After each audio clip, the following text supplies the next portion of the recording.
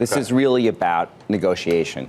Because if you look at the basis of the DOJ's complaint, they're saying that somehow AT&T could limit access to must-see programming like CNN.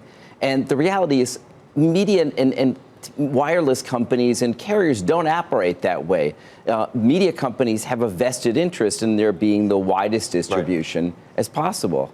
So what do you do about it? Meaning, if you have a DOJ that has decided for whatever reason that they don't want to be in the business of behavioral remedies, right? How do you get to a negotiating table? I mean, a lot of this is going to be the same thing that happened with Comcast and NBC Universal, which is... Except the DOJ never sued them.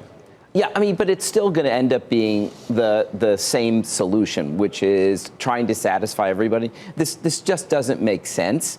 And ultimately, while I'm not a lawyer, I think that AT&T will prevail. But something else happened this week that's totally contradictory, which is the FCC decided to repeal the net neutrality rules. So it ends up giving the big carriers, AT&T and others, a lot more power. I mean, the paradox is less regulation means less competition. But I will tell you that if you talk to folks in the DOJ, they would say in a perfect world, they would not have allowed the type of concentration on the distribution side in this country that has taken place, which would have changed the dynamic on the net neutrality piece. Yes, but you have to go back in time to make all that happen. Right, but we need competition because we have the large Facebook and Netflix and Google who are unregulated, and the people like AT&T and Verizon need to compete against them. Okay, so all of the big media companies, all of whom you spend time talking to, who had been thinking about a variety of different transactions,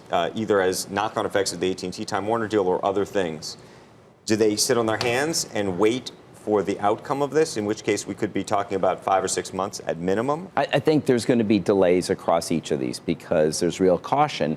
But at the same time, there's a real need for scale. I mean, if you're one of these companies if you're a media company, you want to amass as many assets as possible so you can compete against Netflix. You can compete against people like Apple and Facebook that are getting into the media business today.